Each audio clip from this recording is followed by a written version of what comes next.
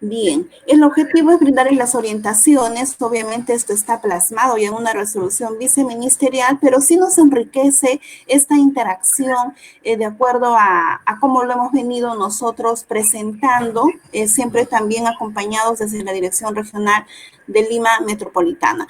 El producto de este trabajo que vamos a compartir en estos minutos que siguen van a ser las ideas fuerza que nos vamos a llevar sobre la evaluación de competencias en el marco de la resolución 094. Muy bien, pues justamente cuando hablamos de la evaluación de competencias, cuando hablamos del currículo nacional de educación básica, que tiene un trabajo y su enfoque es el desarrollo de competencias, bueno, nosotros tenemos que hablar también de cómo es que se hace la evaluación de estas competencias. Es decir, que la evaluación tiene un enfoque y ese enfoque en este contexto es el enfoque formativo. Tengamos claro, como haciendo un resumen, una síntesis, para muchos quizás va a ser como un reforzamiento, tengamos claro que al hablar de un enfoque formativo, tenemos que tener una mirada paralela a la evaluación para el aprendizaje y la evaluación del aprendizaje propiamente dicho. ¿Por qué? Porque muchos todavía en la práctica, y es natural porque todo aprendizaje es progresivo, pero muchos todavía nos concentramos bastante en esa evaluación del aprendizaje. Por ello, que todavía hay dudas, incluso desde los propios padres de familia, porque ellos necesitan ser orientados por quienes, por sus profesores, por sus directivos, y la mirada y la concentración está en cuándo nos entregan las notas, porque todavía pensamos que evaluación significa una libreta de notas. Pueden ser numerales, literales, pero hablamos de la evaluación del aprendizaje, que en el marco de la 094 sí existe, pero no solamente es esa evaluación la que nos tiene que quitar el sueño o preocupar, digamos, ¿no? Sino también recordemos que en esta resolución viceministerial explica y norma la evaluación para el aprendizaje. Entonces vamos a ir viendo en el transcurso de estos minutos cuál es esa diferencia o dónde es que yo debo de ubicar o qué quizás no estuve tomando en cuenta. Entonces, si esta evaluación de competencias tiene un enfoque formativo, se refiere a que debo estar presto a ver la evaluación para el aprendizaje y la evaluación del aprendizaje. Obviamente que ambos deben formar parte integral en la planificación de una experiencia de aprendizaje. No es que solamente uno de ellos, ambos tienen que estar presentes. Muy bien. Entonces, sabemos nosotros de que cuando hablamos de una evaluación de competencias, nosotros sabemos que este es un proceso, es un trabajo permanente. No es que voy a evaluar como era antes. A ver, tenemos un rol de exámenes y vamos a hacer una evaluación tal fecha o tal periodo. Sino esta evaluación ahora es permanente, es sistemático, porque tiene que haber una organización de aquello que quiero evaluar. Pero esto va a partir juntamente con la recopilación y el análisis, y así voy a poder extraer la información, siempre con la mirada del perfil de egreso, ¿no? Es decir, lo que está considerado en el currículo nacional, vale decir las competencias, siempre mirando cuáles son esos propósitos. Cuando yo hago esa recopilación y analizo esa información que yo estoy recogiendo, entonces me permite conocer y darle una valoración. Entonces ya no es que sí aprendió o que no aprendió, ya no es azul o rojo, si lo queremos entender así, sino voy a valorar eso que alcanza el estudiante en la medida de sus posibilidades, considerando sus características. Yo voy a tener que hacer una valoración y darme cuenta entonces en qué parte del desarrollo de la competencia es que ha podido llegar o hasta dónde ha podido alcanzar. Entonces, nuevamente sigo haciendo una evaluación permanente y por eso que todo este proceso es cíclico. Es así que entonces, haciendo todo este procedimiento, en la práctica estaríamos desarrollando una evaluación para el aprendizaje cuando hacemos esa retroalimentación, cuando veo hasta dónde llegó, qué falta, cuál fue su error, cómo lo ayudo a salir y a que siga generando aprendizajes. Y también hablamos de una evaluación del aprendizaje cuando aquella es ya certificadora, aquella que voy a registrar y ya vamos a ver en qué documento o qué instrumentos tenemos para ello, porque todo esto ya está considerado en la 094. Seguimos adelante. Sabemos que para esta evaluación de competencias, yo tengo que tener claro los criterios para la evaluación.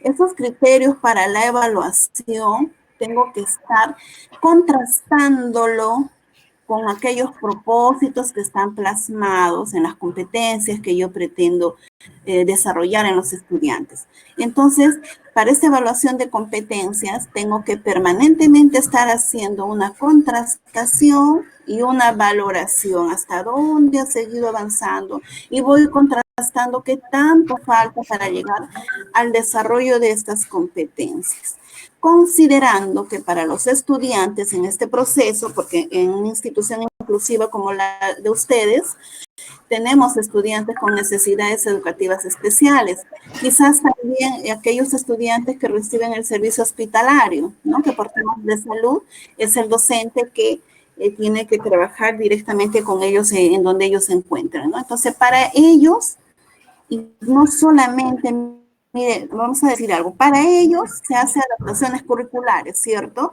Pero también borremos esa idea que tenemos, que si yo escucho o leo necesidades educativas especiales, se refiere a los niños con discapacidad. No necesariamente. Hay niños que tienen una necesidad educativa especial, de repente su necesidad educativa especial es de conducta, de repente es un niño hiperkinético, pero eso no significa que tiene una discapacidad, pero también pertenece al grupo de necesidades educativas especiales. Por eso es que las adaptaciones no solo es para los niños con discapacidad o jóvenes con discapacidad, sino para todos aquellos que tienen ciertas particularidades o diferentes ritmos, pero que necesita obviamente una atención especializada. Eso no significa que tiene que ir a recibir solamente terapias, ¿no? Sino que además de la educación que recibe en la institución, necesita un servicio quizás complementario, pero para todos sí se hacen las adaptaciones curriculares y eso está en la 024 también. Bien, volvemos con esto de la evaluación de competencias. Si decimos que nosotros tenemos que, como punto central, considerar los criterios para la evaluación, tenemos que también tomar en cuenta de que estos criterios tienen que estar formulados de manera clara, tienen que permitir que se observen las capacidades que van desarrollando, no de una en una, sino de manera conjunta, porque si no, no hay un desarrollo de competencias, ¿no? Tienen que estar en relación a los estándares y desempeños y tienen que ser visibles en los instrumentos de evaluación. ¿Por qué? Porque el objeto de la evaluación son las competencias, pues eso ustedes lo saben. Bien, eso de manera general, hemos hablado de la evaluación por competencias de manera general, pero ahora vamos desagregando. Cuando hablamos y nos referimos a una evaluación para el aprendizaje, esa que la palabra clave vamos a relacionarla, tiene que ver con la retroalimentación, no con la que califica o certifica, sino con la retroalimentación. Esta nos permite tomar en cuenta como clave también estos puntos. Si yo hago una evaluación para el aprendizaje, debo de tener claro el propósito.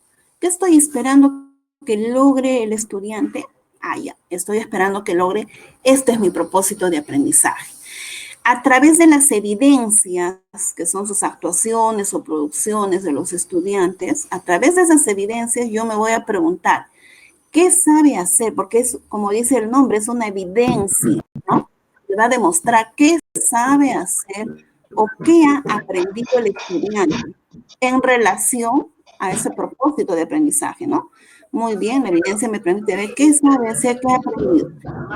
Vamos a apagar los micrófonos, por favor. Y bueno, ¿qué sabe hacer? que ha aprendido el estudiante y luego acá va a suceder o va a llevar la retroalimentación en sí. ¿Qué debe hacer para seguir aprendiendo? Esto igual es cíclico, que espero que logre, que ha aprendido y qué debe hacer para seguir aprendiendo. Si yo ya he podido recoger qué debe hacer para seguir aprendiendo, por favor se apagan los micrófonos, porque les comento que acá al lado donde vivo es un edificio enorme y al lado también hay una construcción. Y de verdad que me esfuerzo mucho porque todos los días están trabajando, pues ya se imaginan, ¿no? Y más otros sonidos, ya no me voy a escuchar yo misma. Ya, entonces vamos a repetir. Yo espero que logre el propósito, que sabe hacer, que ha aprendido, me lo dice la evidencia, cojo esa información y finalmente, a partir de ello, voy a retroalimentar. Y esa retroalimentación es un feedback, ¿no? Es un ida y vuelta con lo que ya, no se veía bien, un ratito, por favor. A ver,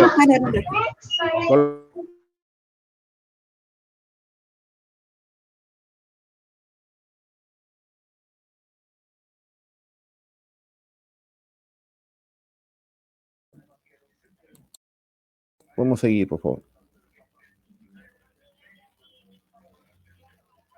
Aló, podemos seguir, Yadira, por favor.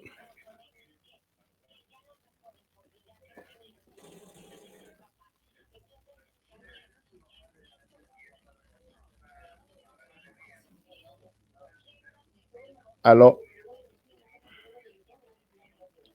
Aló.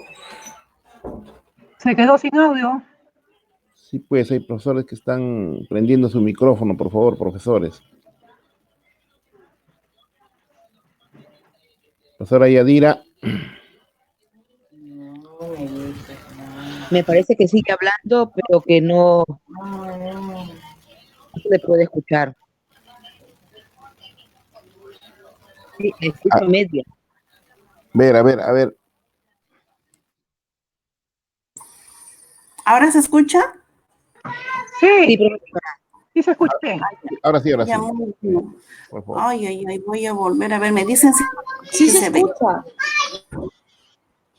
Y sí se ve, ¿no? Y sí se ve. Sí, ahí está bien. Sí, volvió a la pantalla. Ya. Continuamos. Entonces, para no perder el hilo, voy a volver. Sí, se ve perfecto. Hablamos de evaluación para el aprendizaje cuando toma en cuenta qué espero que logre, o sea, el propósito. Luego, analiza esas evidencias, porque las evidencias me van a decir qué sabe hacer, qué ha aprendido, y a partir de ello voy a poder retroalimentar. ¿Qué debe hacer para seguir aprendiendo? Hasta acá llegó, ¿qué le falta? ¿Qué es lo que tengo que yo hacer que el estudiante tome conciencia o reflexiones sobre su aprendizaje? Y nuevamente tengo otro propósito de aprendizaje y nuevamente, y esto es cíclico, y ahí estoy haciendo la evaluación para el aprendizaje. Les decía, vamos a redundar las veces que sean necesarias, porque nuestro producto es irnos con ideas fuerza, ideas claras, ¿no? Entonces, si en la evaluación de competencia hablo de una evaluación para el aprendizaje y una evaluación del aprendizaje, puedo decir lo siguiente, que la evaluación para el aprendizaje tiene una finalidad formativa, porque voy a estar en ese constante ida y vuelta del estudiante en cuanto al desarrollo de sus competencias. Esto gestiona, esa evaluación para el aprendizaje va a gestionar el aprendizaje autónomo del estudiante, porque él va a tomar conciencia y va a reflexionar, es lo que buscamos, en cuanto a lo que le falta, va a poder identificar sus fortalezas, sus debilidades, qué necesita, él va a tomar conciencia, eso es lo que se quiere, ¿no? El docente obtiene información útil en esta evaluación para el aprendizaje. ¿Para qué? No solamente para mejorar los procesos de enseñanza, sino también para los procesos de aprendizaje. O sea, esta evaluación para el aprendizaje me permite no solamente ver hasta dónde el estudiante, sino también yo como docente, qué cosas de repente debo de reforzar, qué cosas debo de considerar, de repente insertar algunas otras metodologías, en fin, ¿no? Esto en cuanto a la evaluación para el aprendizaje. En cambio, la evaluación del aprendizaje sí tiene una finalidad certificadora, porque tiene que haber, imagínense que solamente haríamos la evaluación para el aprendizaje, entonces, ¿cómo es que vamos a promocionar de un grado a otro? ¿Cómo vamos a saber quiénes requieren reforzamiento o acompañamiento pedagógico? O sea, ambas son necesarias. Esta evaluación del aprendizaje determina el nivel de logro de las competencias. Claro, logró, no logró finalmente. O sea, termina el año o el semestre y queremos saber, ¿cierto? El desarrollo por separado de las capacidades no implica el logro de las competencias. Eso sabemos, pero la pregunta ahora es, ¿cuál es la que estamos trabajando o venimos trabajando en este contexto de la emergencia sanitaria? ¿Cuál estamos trabajando, colegas? Cada uno se pregunta, pueden ponerlo en el chat. La que estamos trabajando es la evaluación para el aprendizaje. Por eso es que en este escenario todavía no estamos hablando de una evaluación del aprendizaje, que va a haber, tiene que haber, pero también en la misma norma señala que esta va a ser implementada. Todavía no ha habido esa implementación. Mientras tanto, nosotros recogemos evidencias, hacemos la retroalimentación permanente con los estudiantes. Muy bien. Seguimos hablando entonces de esa primera, de esa que estamos haciendo actualmente, de la evaluación para el aprendizaje. Sabemos que su finalidad, como es formativa, que busca la mejora continua, tanto del aprendizaje, tanto de la enseñanza. Le sirve tanto al estudiante, le sirve tanto al docente. Para esto, un punto clave, repito, la retroalimentación. Voy retroalimentando a través de preguntas. O sea, hay muchas estrategias para hablar también de retroalimentación. Cuando hago esto, voy a poder analizar la información sobre el nivel de desarrollo de las competencias. O sea, a qué nivel es que ha alcanzado. Voy a poder analizar. Ya sabemos cómo a partir de sus evidencias. Esas evidencias que ustedes están recogiendo de los estudiantes en esta etapa que vienen haciendo el seguimiento, ¿no? Obviamente, incluye una evaluación que permite conocer las características y necesidades de aprendizaje de los estudiantes.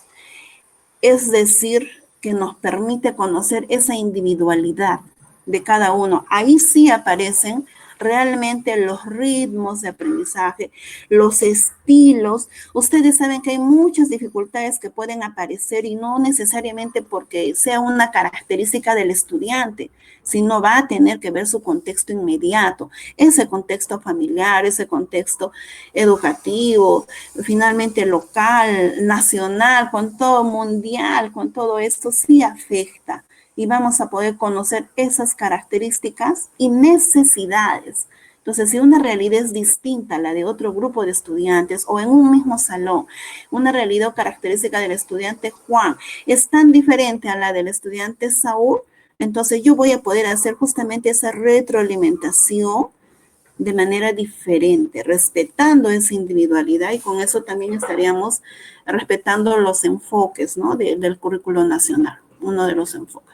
Entonces acá seguro se les ocurre, o quizás muchos ya lo relacionan en automático con la sistematización que ustedes hacen y que por cierto hoy es el último día, ¿no? Esa sistematización de la información mensual de los docentes. ¿Por qué creen?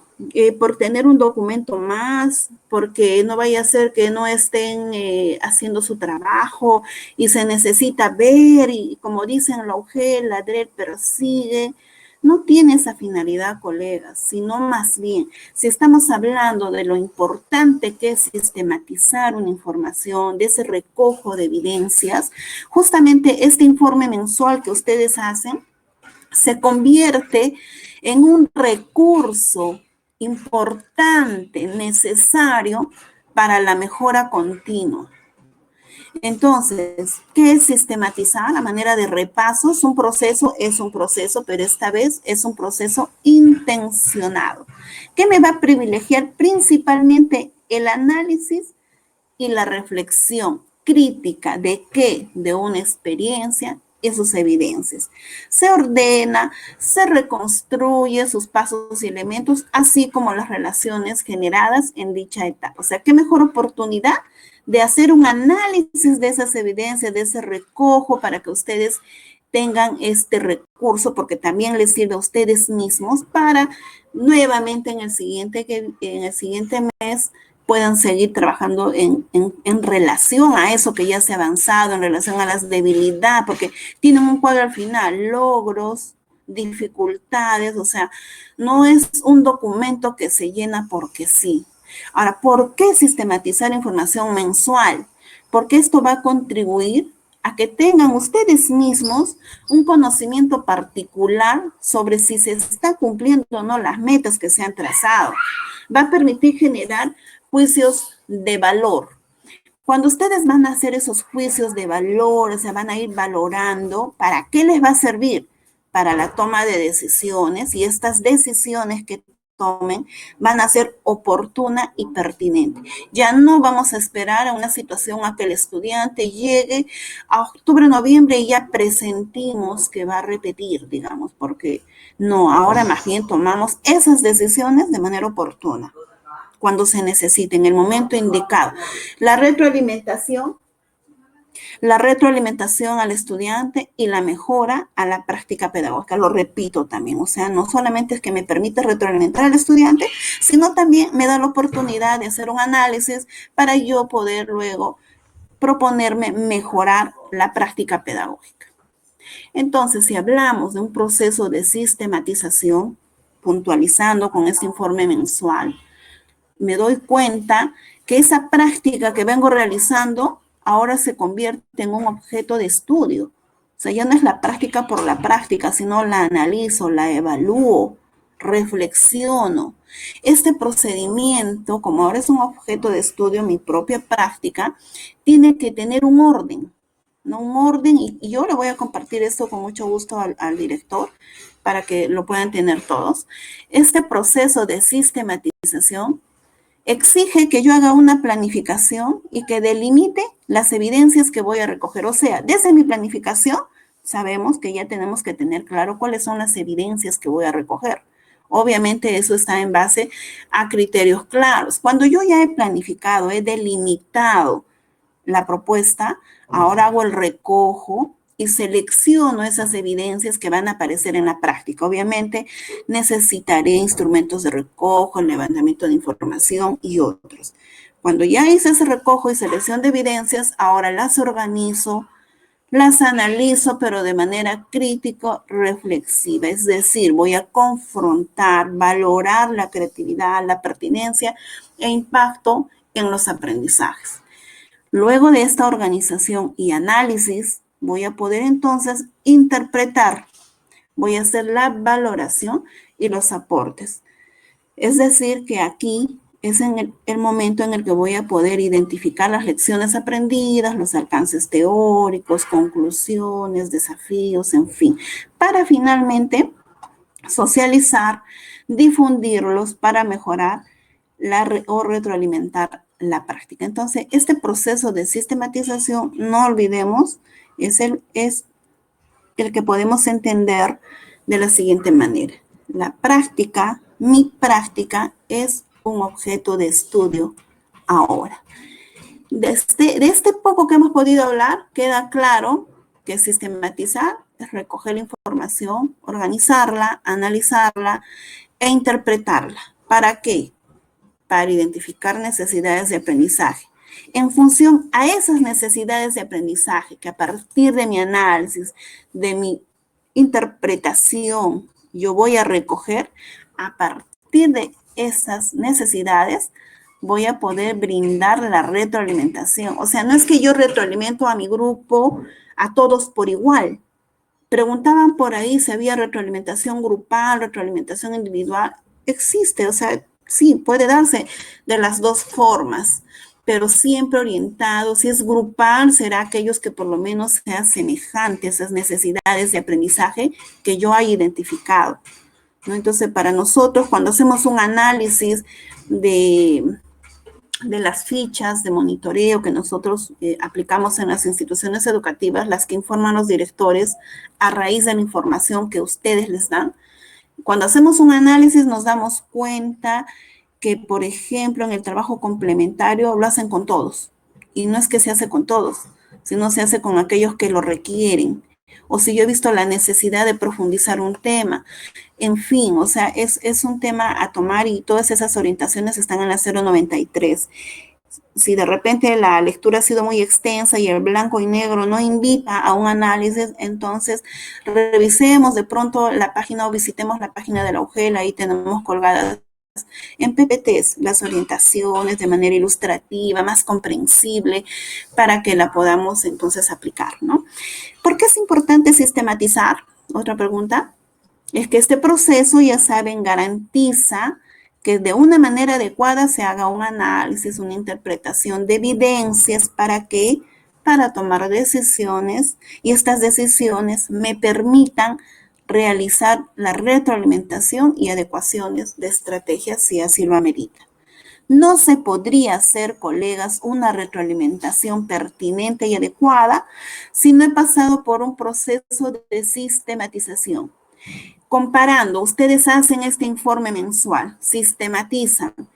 Si no lo hicieran, estamos hablando equivocadamente de que vamos a hacer una retroalimentación pertinente. Lo mismo, si no analizamos esas evidencias de los estudiantes, si no hacemos una valoración, una interpretación de estas evidencias, entonces no esperemos una retroalimentación efectiva ni adecuada, ¿no? ¿Por qué hemos hablado tanto de esto? Porque hay una relación entre la evaluación formativa y esta sistematización. Claro que hay una relación.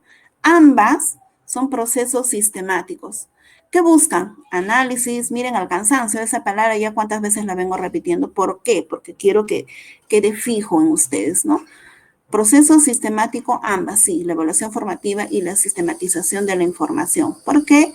Porque buscan el análisis, la interpretación, la reflexión sobre la información recogida para la toma de decisiones oportunas, pertinentes, buscando la mejora continua del aprendizaje y también de la enseñanza. ¿Qué les parece hasta ahí? Espero de verdad que quede, bueno, lo que me gusta cuando comparto este tipo de temas es que seamos puntuales. Espero no estar agotándolos y cuando repito y me escuchan que repito, es porque considero necesario para fijar ese aprendizaje, ¿ya? Bien, seguimos hablando entonces, porque se hace un paréntesis de la sistematización para comparar esto de la retroalimentación, del análisis y todo este recojo de información. Seguimos dentro de la evaluación del aprendizaje.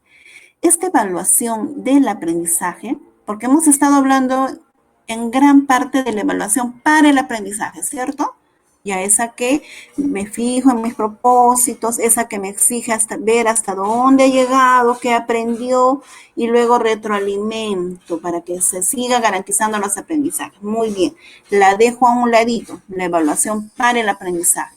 Ahora hablamos de esta evaluación del aprendizaje. ¿Para qué nos sirve esta evaluación del aprendizaje? Porque sí nos sirve. No es que esto cortamos o arrugamos la hoja y pertenece a nuestra parte, o es parte de nuestra historia, ¿no? Sí, todavía. Pero en mayor escala ahora le damos fuerza a la evaluación para el aprendizaje. ¿Qué es necesaria? Esta que vamos a hablar ahora sí es necesaria. Sí, también necesito conocerla. Que es la evaluación del aprendizaje. Primero, para definir el periodo lectivo, ¿no? Entonces, para yo definir el periodo lectivo, ¿debo tener evidencias e instrumentos de evaluación? Claro que sí. También su utilidad está en relación a valorar según escala del currículo nacional. Es decir, que yo voy a tener que a partir de esto elaborar conclusiones descriptivas. Luego vamos a ver cómo se hace eso. Es que yo ponga una idea de cómo puedo expresar en cuanto al avance del estudiante o es que tiene su forma. Vamos a verlo, ¿ya? Luego también considera las competencias transversales, las competencias adicionales.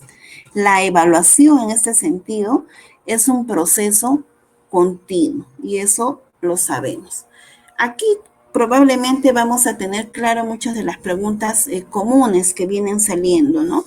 Nosotros conocemos como documentos al registro auxiliar de evaluación de los aprendizajes, al informe de progreso de las competencias, al acta oficial de evaluación. Son los documentos que me permiten hacer un registro y comunicación del desarrollo de las competencias, porque obviamente yo debo de comunicar, y es ahí justamente en la que a esas alturas nos preocupa el hecho de que los padres quieren ser comunicados, ¿cierto? De estos logros. Cuando hablamos del registro auxiliar de evaluación de los aprendizajes, ¿qué es lo que yo registro ahí? Registro los avances, como dice su nombre, es un registro, o sea, ahí yo tomo nota, voy anotando, ¿no? ¿Qué? Los avances, los logros, las dificultades que se observan en ese progreso de las competencias de los estudiantes, cuando, durante y al final del proceso de aprendizaje.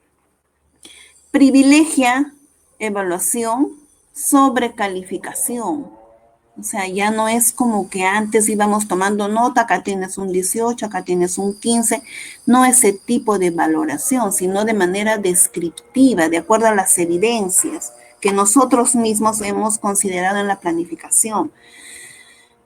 Aquí voy a registrar la información obtenida y se usa para brindar retroalimentación. O sea, ahí voy a tomar nota, mira cómo este muchacho sí llegó acá, pero hay una dificultad en esto. Voy a tomar nota porque a partir de esa dificultad yo voy a poder retroalimentar también. Ya, entonces voy a poner la información obtenida, se usa para brindar retroalimentación a estudiantes y también me va a servir para informar a las familias y para establecer las conclusiones descriptivas que vuelve a aparecer acá y lo vamos a ver luego, ¿ya? Otro instrumento o documento es el informe de progreso de las competencias. ¿A qué se refiere esto? ¿Qué finalidad tiene? A que comunica los niveles de logro alcanzados en cada competencia y conclusiones descriptivas al final de cada periodo. Puede ser bimestre, trimestre o semestre. Las conclusiones descriptivas que venimos mencionando solamente se van a consignar cuando el nivel de logro alcanzado sea C. Es ahí donde corresponde que yo elabore una conclusión descriptiva. No es que voy a llenar todos los recuadros, imagínense cuántas conclusiones descriptivas, sino solamente cuando el logro alcanzado sea C. Se entrega a las familias para que reflexionen sobre esos avances y dificultades y se brindan recomendaciones y obviamente se acuerdan compromisos de apoyo al aprendizaje. Otro instrumento importante o documento son las actas oficiales de evaluación que todos la conocemos, ¿no? Consignan aquí la información sobre niveles de logro alcanzado en cada competencia, en un grado, en un periodo lectivo ya, ¿no? Es al finalizar, pues. Aquí puede darse las rectificaciones excepcionales previamente autorizado por la UGEL y no se emiten en el caso del primer ciclo de básica regular ni educación básica especial. Aprovecho que como estamos mencionando las conclusiones descriptivas que se van a tener que elaborar cuando el nivel de logro alcanzado sea C, vamos a ver un ejemplo aquí, ¿ya? Tenemos aquí un ejemplo. Es un ejemplo de segundo grado de primaria en personal social. Muy bien, la competencia específicamente, vamos a imaginar que alcanzó C en la competencia convive y participa democráticamente en la búsqueda del bien común. Una conclusión descriptiva, miren todas las partes que tiene o debería de tener, ¿no? Por ejemplo, se trata de una niña de nombre Maribel. Dice, Maribel disfruta de relacionarse con sus compañeros. Ahí está haciendo notar algo positivo, ¿no? Algo positivo en ella. Disfruta de relacionarse con sus compañeros y realiza acciones para ayudarlos cuando se les sugiere. Hasta ahí es una observación que hace el maestro de algo positivo dentro de lo que ha observado en el estudiante. Luego, a continuación, hace mención de su dificultad. muestra dificultad para respetar a otros durante el trabajo en equipo. Y no así, digamos, ponerlo en negativo, ¿no? Que sería, no respeta a sus compañeros. O sea, de esa manera no podría ir, ¿no? Sino de otra manera más diplomática, vamos a decir, sin afectar la sensibilidad del estudiante, de la familia. Muestra dificultad para respetar a otros durante el trabajo en equipo. Asimismo, aún le cuesta asumir acuerdos y normas y cumplir con sus responsabilidades. Hasta aquí me doy cuenta que en esta conclusión descriptiva, primero va a redactar la fortaleza de esa niña, luego una o dos dificultades, seguramente las que más se hacen ver o notar, y luego va la necesidad que tiene de aprendizaje. Y dice, necesita apoyo del adulto para resolver conflictos. Sobre esa necesidad, ahora viene una recomendación. Recomendamos brindarle mayores oportunidades en casa para asumir responsabilidades y alentarla en el proceso. Asimismo, reflexionar con ella durante los momentos de conflicto. ¿Qué te está molestando? ¿Hay algo en lo que te puedo ayudar? ¿Cómo lo puedes resolver? En conclusión, cuando yo voy a elaborar una conclusión descriptiva, no solamente es poner lo que no puede hacer, sino hago notar sus fortalezas, hago notar sus debilidades, identifico esa necesidad que tiene y a la vez doy una recomendación, incluso hasta con ejemplos si es necesario. Es la forma en que se debe de hacer una conclusión descriptiva cuando el nivel de logro alcanzado se hace. Muy bien. Imaginemos entonces que estamos aquí en el registro que hacen en el CIAGIE y está por periodos. Aquí no tendría que consignar ninguna conclusión descriptiva porque no es C, es B igual B, no corresponde, ¿no? Porque consignar conclusiones cuando el nivel de logro sea C, muy bien, no tendría que hacer. Y más bien, en cuanto al nivel de logro alcanzado al finalizar el periodo lectivo, recordemos que lo que va aquí, porque muchos decían, si saca A y B, ¿qué va? Tendría que ir A porque son 2 veces A más 1 B, ¿quién gana la A? O si saca, no. Si estamos hablando de un desarrollo de competencias, colegas, respetemos también lo que dice aquí en la norma. Tiene que ser el último nivel de logro alcanzado. Ese último que alcanza, porque estamos viendo que es un desarrollo progresivo, ¿no? De a pocos hasta ver hasta dónde ha llegado. Si finalmente alcanzó será A, si todavía en proceso será B, pero hasta dónde ha llegado, ese logro, ese nivel de logro es el que tiene que ser trasladado al finalizar el periodo lectivo y no de promediar. Por eso esas preguntas de qué pasa si tiene A hoy, ¿qué me sale? O sea, no existen esas fórmulas. Más bien, cuando, por ejemplo, llega la UGEL por X motivos, vamos a decir un caso de queja, no sé cuánto, ¿ya? Que no le corresponde la repitencia, que sí le corresponde. Muy usual en secundaria, les cuento. Y si, por ejemplo, acá tenía A y acá B, podríamos decir entonces tiene B, porque se traslada. Pero entonces nosotros lo que vamos a observar es de que hay una inconsistencia, como de haber logrado algo va a haber un retroceso, o sea, si es un desarrollo de competencias, si estamos trabajando bajo ese enfoque, es progresivo, y más bien se hace la observación, que vuelvan a evaluar, porque ha habido una inconsistencia, eso les doy como un alcance. Bueno, cuando hablamos de evaluación, vienen también muchas preguntas, ¿no? Sobre las condiciones para la promoción, para la recuperación pedagógica, para la permanencia. Muy bien, hablemos de la permanencia.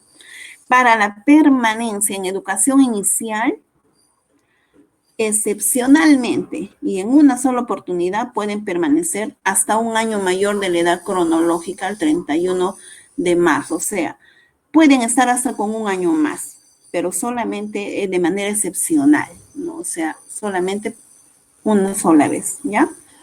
En cuanto a los estudiantes de básica regular o EBE que tengan necesidades educativas especiales, es decir, asociadas a discapacidad, máximo 2 años sobre la edad correspondiente.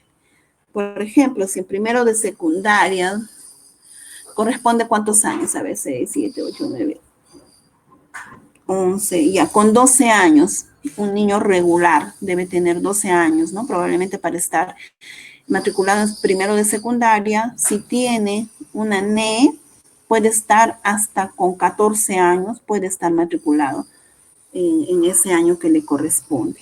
Pero para esto se requiere un acuerdo entre la familia y la institución y tiene que haber un documento sustentatorio. No es porque me parece que tiene retardo, no, tiene que estar acreditado. En cambio, los estudiantes que ya están en un CEBE, que son casos severos, casos bien marcados o de multidiscapacidad, ellos pueden ampliar excepcionalmente como máximo hasta los 20 años de edad, pueden estar en un CEBE, sí pueden. Eso en cuanto a la permanencia, ¿ya? Ahora, si hablamos de cuáles son las condiciones para la promoción, recuperación, seguimos dentro de ese marco de la recuperación pedagógica.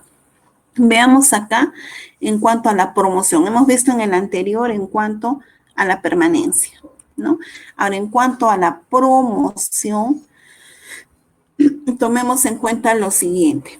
En las competencias transversales, ya sabemos que esas, como su propio nombre lo indica, son transversales, están inmersas en las otras. Por lo tanto, no es que se van a tomar en cuenta por separado, porque decían, ¿y cómo hacemos para calificar estas, no? Estas no se tienen en cuenta. Estas ya están inmersas en las otras competencias, ¿ya? En cambio, en las competencias adicionales, si no están organizadas en áreas curriculares, tampoco se toman en cuenta. Pero si están organizadas en áreas curriculares, como por ejemplo en los talleres que muchas instituciones llevan, sí se van a tomar en cuenta para esta promoción o recuperación que da como resultado final, ¿ya? Bien, vamos a hablar entonces qué se considera para la promoción al grado superior, o sea, para que los de tal grado, digamos de tercero pasen a cuarto, de primero a segundo, que se tome en cuenta. Va a ser automática esta promoción para los estudiantes de inicial, para los que están en primer grado de primaria, también para los de primer grado en EVA, y en EVE también es una promoción automática, porque para ellos hacen adaptaciones curriculares. Si se cumplen estas en EVE, o sea, en el CEBE, en el PRITE, ¿no? Ocurre que es en automático. No así cuando ellos están en la básica regular. Ahí sí va a tomar en cuenta esas adaptaciones que se han hecho o no. Para la promoción en grados intermedios, en todas las áreas deben de tener mínimo B, por lo menos en la mitad de las competencias. O sea, me tengo que fijar en todas las áreas y deben de tener B. Si tiene B, por lo menos en la mitad de las competencias, entonces sí va a poder promover al siguiente grado. Eso es para los grados intermedios.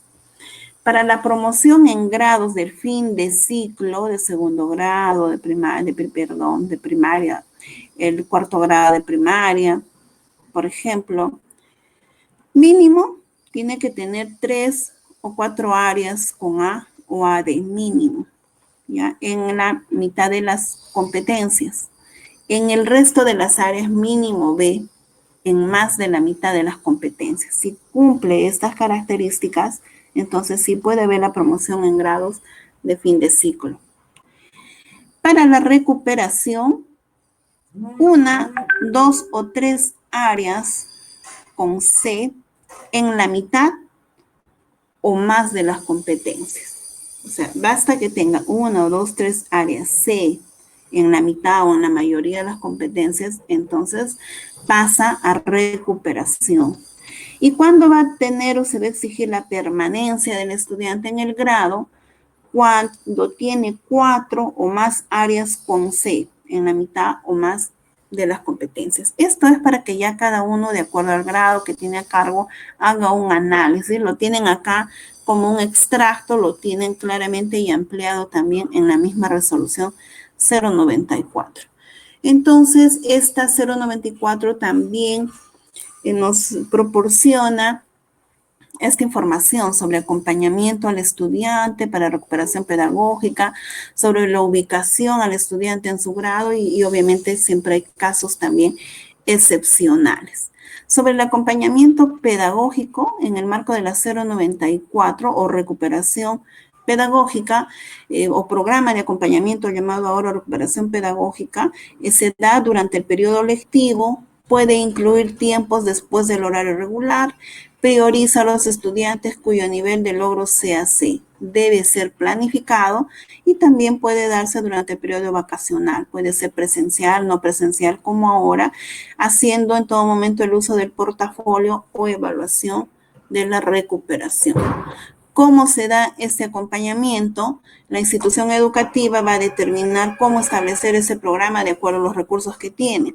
En secundaria, los resultados son registrados directamente en el CIAGIE por la institución educativa que evaluó. En primaria, siempre registra los resultados el director de la institución de origen del estudiante. Los resultados finales del acompañamiento del estudiante o recuperación pedagógica se registran en el CIAGIE y figuran en el acta oficial de evaluación y requieren de mayor retroalimentación, ¿no? Para la prueba de ubicación sabemos que va en relación de la edad y el grado en la que será ubicado el estudiante. En esta evaluación se debe considerar los aprendizajes esperados en el grado anterior al que corresponde a su matrícula, según se indica en esta tabla que se presenta acá, ¿no? Si, por ejemplo, tiene 12 años, le corresponde ser evaluado con la prueba de primer grado de secundarios. Si es 13 años, con la de segundo de secundaria, de acuerdo a las competencias o al estándar que corresponde, ¿no? En ese ciclo vamos. Además, se debe considerar en educación secundaria, con respecto a las competencias, que se evaluarán todas las competencias asociadas a las áreas. Esto será organizado de manera que el estudiante no se vea saturado de evaluaciones aisladas. No se evalúa uno por uno, ¿no? Sino de manera general. Esto es para los estudiantes con necesidades educativas especiales, que ya sabemos se hacen las adaptaciones curriculares. ¿Que hay casos excepcionales en la evaluación? Sí, por ejemplo, puede haber solicitado a alguien el adelanto, postergación de evaluaciones, exoneración de las competencias del área de religión, de educación física, la convalidación de aprendizajes que está normado en la resolución viceministerial 571 del 2018, la convalidación y revalidación de estudios en el extranjero, que también tiene su propio reglamento, y el reconocimiento de estudios independientes.